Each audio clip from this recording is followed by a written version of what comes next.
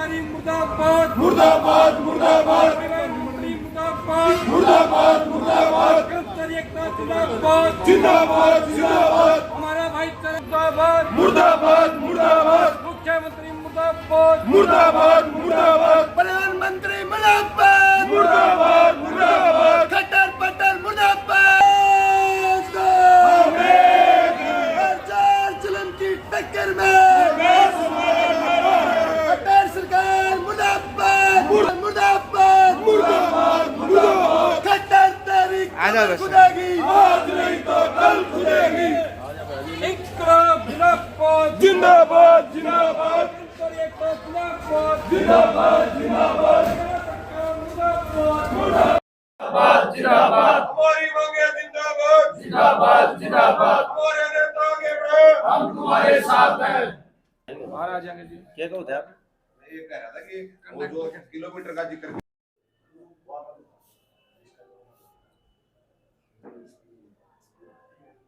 ठीक है जी।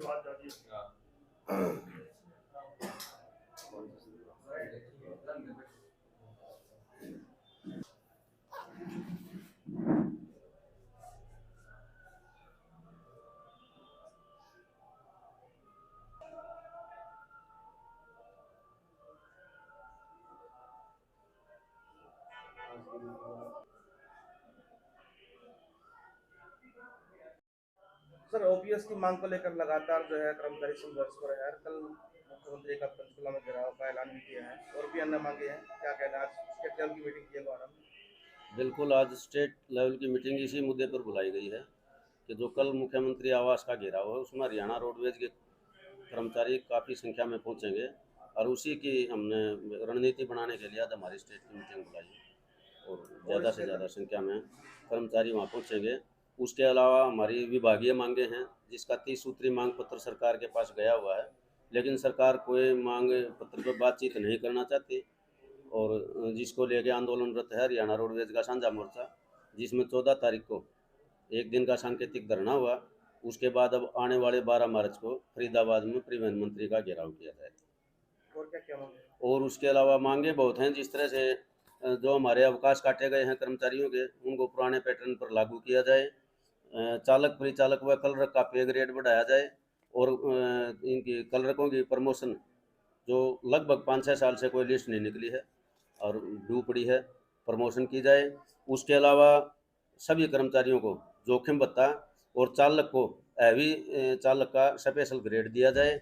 इसके अलावा ग्रुप डी के कर्मचारियों को कॉमन कैडर से बाहर करके उनकी प्रमोशन की जाए, टेक्निकल स्केल लगाया जाए कर्मशाला के कर्मचारियों को। 92 से लेकर 2002 तक लगे कर्मचारियों को ज्वाइनिंग डेट से रेगुलर करके पुरानी पेंशन में शामिल किया जाए। 2016 के चालकों व दादरी में कुछ हमारे साथी कर्मशाला में 52 कर्मचारी उनको ज्वाइनिंग डेट से पक्का करना और टाइम पॉलिसी लागू करना। ई टिकटिंग जो अभी नई मशीनें आई हैं उनमें टेक्निकल फॉल्ट भी है और किराए की बड़ी बड़ी समस्या आ रही है, क्योंकि राउंड फिगर में अगर किराया हो जाता है तो कुछ आसानी रहेगी। राउंड फिगर में किराया किया जाए और उनकी जो टेक्निकल फॉल्ट आ रहा है उसको ठीक किया जाए। उसके अलावा 5 साल से बोनस बकाया है, सरकार ने बोनस के ऊपर अब तक ना तो कोई ऐसा कोई मतलब समाधान निकालने का कोई आश्वासन दिया है और ना बोनस दे रही, जबकि ये कर्मचारियों की एक ज्वलंत मांग है। एक 13वीं तनख्वाह जिस तरह पुलिस के कर्मचारियों को मिलती है, इसी तरह 1 महीने की तनख्वाह बोनस के तौर पर जारी की जाए। तो जिस तरह से अभी आपने बताया कि एक ओपीएस की मांग है और एक अर्ध अवकाश जो काटे जा रहे हैं उसको लेकर बड़े आंदोलन करने की भी आपने बात की है। सरकार अगर ये मांग नहीं मानती तो क्या रहेगा?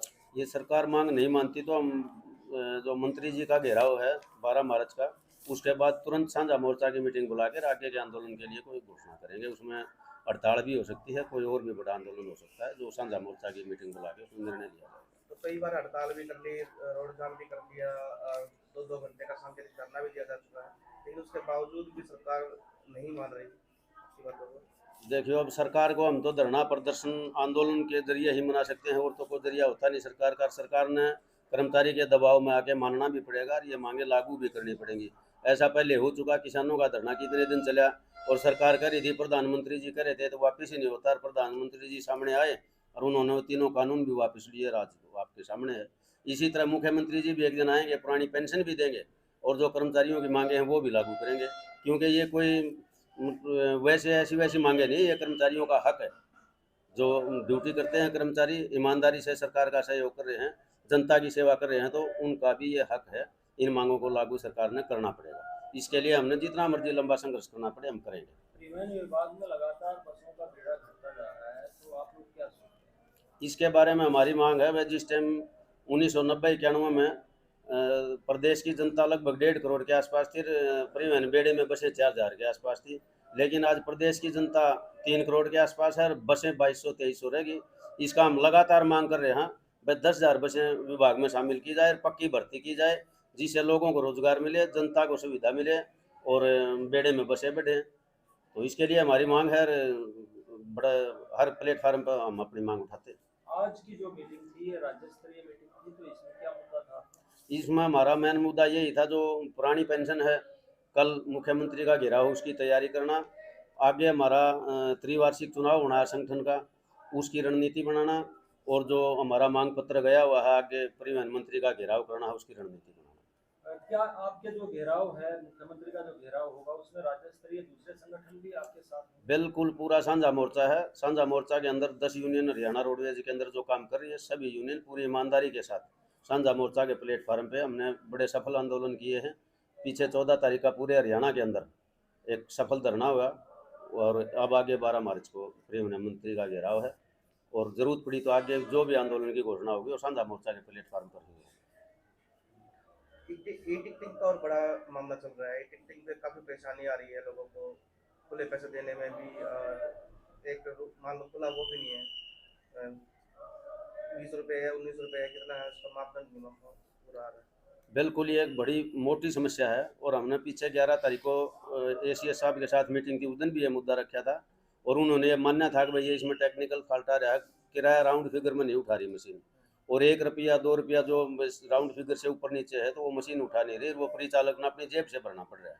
तो इस मामले में हमारी मीटिंगें भी हो चुकी, और हमारी ये बिल्कुल एक मांग है, भाई ई टिकटिंग में राउंड फिगर में किराया लागू किया जाए, ताकि ना सवारी को परेशानी हो पैसे देने में, और ना परिचालक को परेशानी हो। खुले पैसे की बड़ी दिक्कत आती है।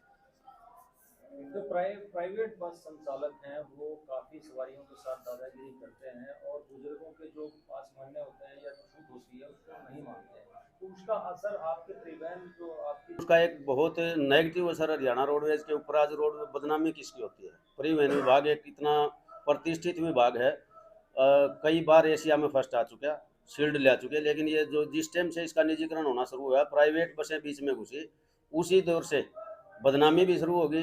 अब वो दुर्व्यवहार सवारी के साथ करते हैं। कई कर्मचारी सवारियों को तो ये पता नहीं होता ये रोडवेज की बस है या किलोमीटर स्कीम की बसें हैं। दुर्घटनाएं बहुत होती हैं। पीछे किलोमीटर स्कीम की बसें पिछले 1 साल के दौरान कम से कम 17-18 एक्सीडेंट हो चुके हैं, जिसमें कई जानें जा चुकी हैं। लेकिन बदनामी परिवहन विभाग की, उनके ऊपर अनट्रेंड ड्राइवर होते हैं, अनट्रेंड कंडक्टर होते हैं, जिनको ज्ञान नहीं होता, ना ड्राइवर को इतने और ना है मतलब कंडक्टर को। भाई वो प्राइवेट हैं, आज एक कंडक्टर दूसरा है, कल न दूसरा होगा, परसों तीसरा होगा, सवारियों के साथ है भद्र व्यवहार करते हैं, उसका असर हरियाणा रोडवेज के ऊपर पड़ता है। ठीक है सर, को नाम रखा आजाद सिंह गिल, राज्य प्रधान, हरियाणा रोडवेज संयुक्त कर्मचारी।